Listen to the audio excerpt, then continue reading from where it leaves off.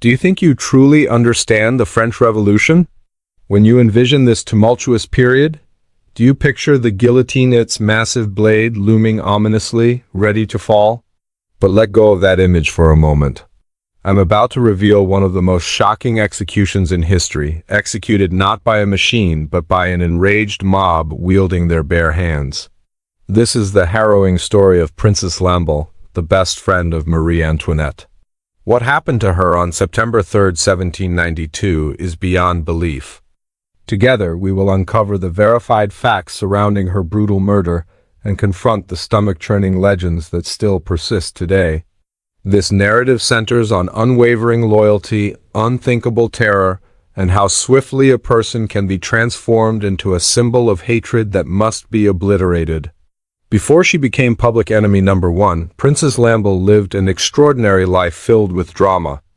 Born Marie-Thérèse Louise d'Avaux-Saran in 1749 into a family of immense wealth in Italy, she married the Prince de Lamballe at just 17, a man known for possessing one of the most considerable fortunes in France. However, tragedy struck. Her husband died within a year, leaving her a widow at the tender age of 18. In the wake of this heartbreak, she found herself propelled into the opulent yet treacherous world of the French court at Versailles. It was here that she would meet another young foreigner who would change her life, Marie Antoinette. The bond between them was instant and legendary, marking a friendship that would defy the glitzy facade of royal life. In a palace filled with duplicity, Lamballe and Antoinette provided each other with genuine companionship. When Marie Antoinette ascended to the throne, she entrusted Lamballe with the significant role of superintendent of her household. This was more than a mere position. It implied that Lamballe was considered part of the royal family, a testament to the deep relationship they shared. However, such loyalty came at an enormous cost. As public animosity toward Marie Antoinette began to rise, it extended to her closest friends as well.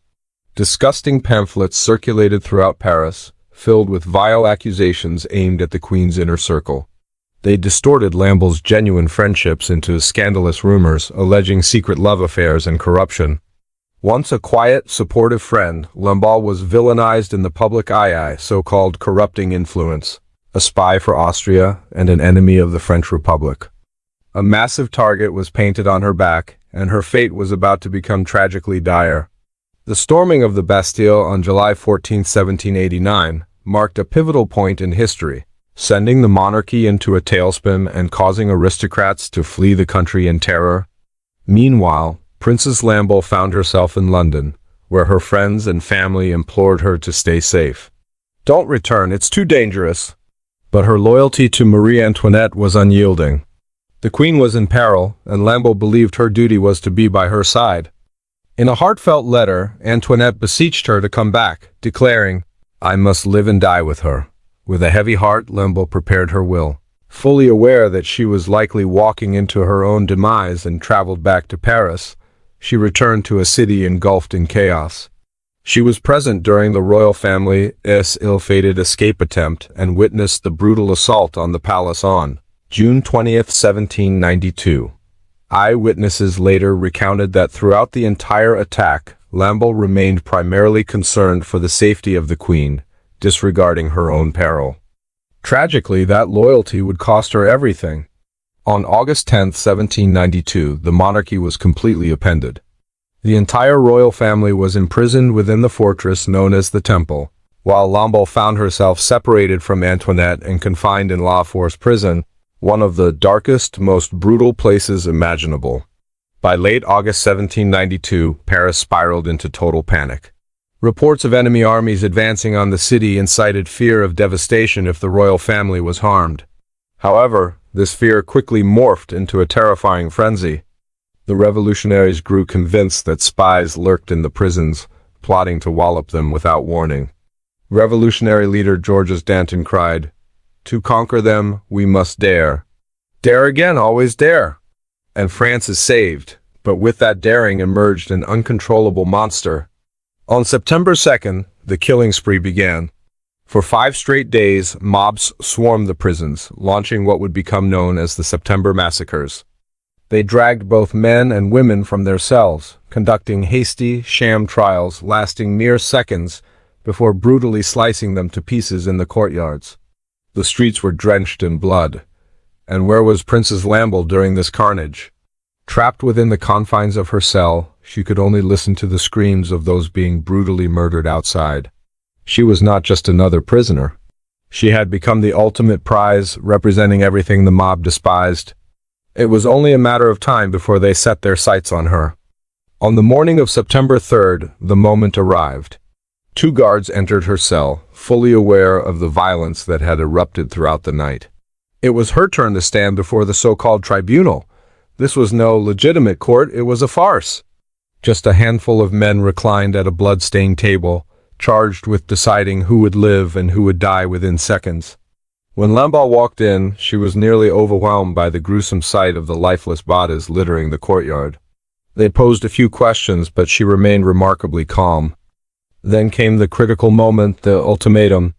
They demanded she swear allegiance to liberty and equality while renouncing the king and queen. This was her final chance at survival. Yet she stood her ground, refusing to betray her friend. "I will readily swear to the first," she declared firmly, "but I cannot swear to the second. It is not in my heart." Nearby a man whispered, "Swear? If you do not swear, you are dead." But she would not be swayed. Another version of events indicates that she simply replied, "Whether the first die sooner or later is a matter of indifference to me. I have made the sacrifice of my life." The verdict was swift and merciless. The presiding judge declared, "Let Madame be set at liberty." To any listener, this might sound like a reprieve, but it was a hidden signal.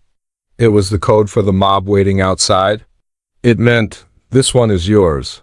As she was pushed through the door, she was thrust straight into the arms of her executioners.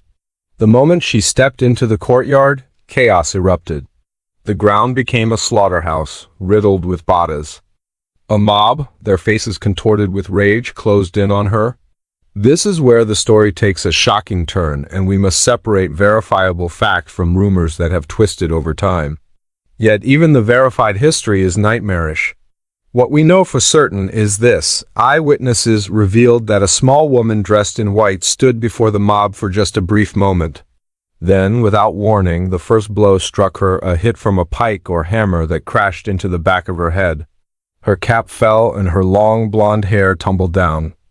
A second blow landed squarely on her forehead and she fell to the ground. What happened next was utter pandemonium. The mob swarmed around her, stabbing and bludgeoning her to death with pikes and sabers in a frenzy of brutality. It all happened shockingly fast, but they weren't finished yet. In an ultimate act of degradation, they cut off her head. This act was deeply symbolic. It was meant to humiliate her. They stripped her body naked and left it in the street where her remains were never officially recovered. These stark, grim details represent the chilling truth. Lamble was savagely beaten and decapitated simply because she refused to betray her friend. The reality of what happened is horrifying, but what the mob did next, along with the sensational myths that arose from this tragedy, is even more grotesque. Before we unravel the grim aftermath and distinguish the disturbing facts from the lurid fictions that followed, take a moment to hit that subscribe button. Your support fuels our exploration into these dark corners of history, and trust me, you don't want to miss what's coming next. The mob's brutality didn't end with her execution. They used her severed head as a grotesque weapon of psychological warfare, hoisting it upon a pike for all to see. The mob paraded through the streets of Paris, heading towards the Temple prison, determined to force Marie Antoinette to confront what they had done to her closest friend. When the mob reached the temple, they gathered beneath the royal window, forcing the queen to look upon the ghastly tribute. Some rumors even claimed they wanted her to kiss the lips of her dearly departed friend. Inside the prison, the sound of the mob echoed through the stone walls, and the royal family could only tremble at the horror unfolding outside. As the king's valet recognized the head, a sense of dread washed over him. As Marie Antoinette inquired about the ruckus outside, guards rushed to block the window. We may never know if she kept her eyes on the terrifying scene below, but one guard bluntly informed her, "They are trying to show you the head of Princess Lamble." Just hearing those words shattered her. Marie Antoinette reportedly let out an anguished scream and collapsed, consumed by the devastation of it all. She wept through the night, crushed under the weight of that horrifying image. The mob had achieved their cruel objective. They inflicted a deep psychological wound on the queen, torturing her through the brutal murder of her beloved friend. The vision of her friend's severed head paraded before her would linger painfully in Marie Antoinette's mind for the rest of her life. The reality of Lamballe's tragic story is horrifying enough, but the outlandish myths that followed her death are equally unsettling. For centuries, outrageous fables have been told about her demise, often distorting the truth into grotesque tales that persist even today. Let's debunk some of the most persistent and lurid myths surrounding her fate. One of the most notorious myths involves sexual desecration. Rumors circulated that she was raped, that her breasts were severed, and that her genitals were mutilated. However, these accounts are almost certainly fabrications. Contemporary records, some from people who despised her, make no mention of such brutalities.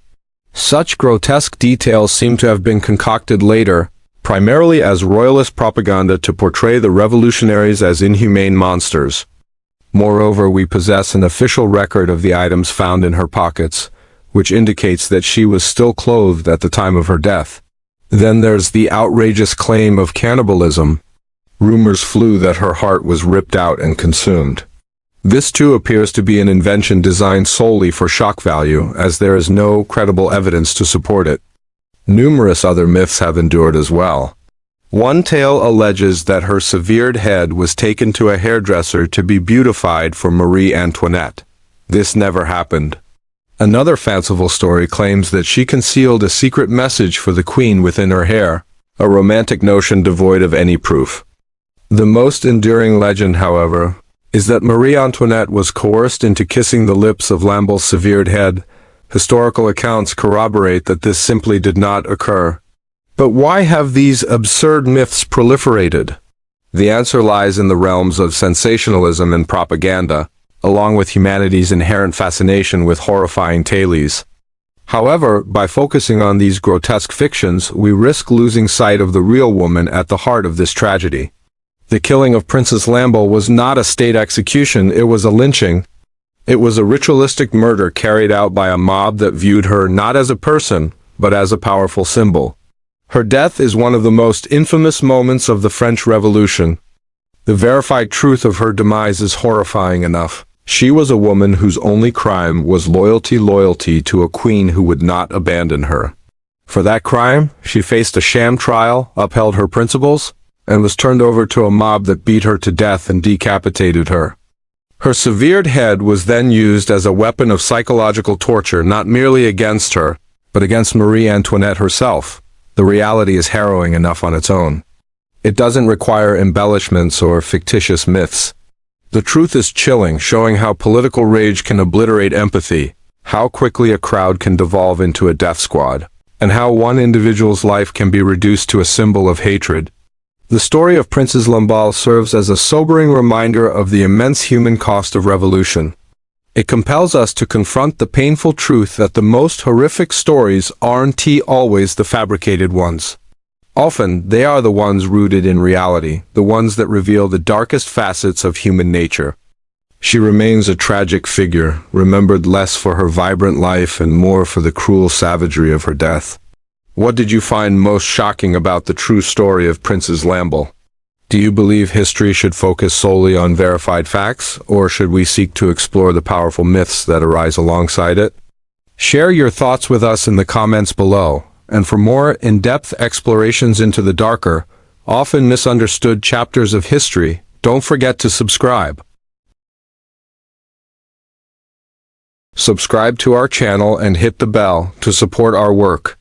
Never miss an upload.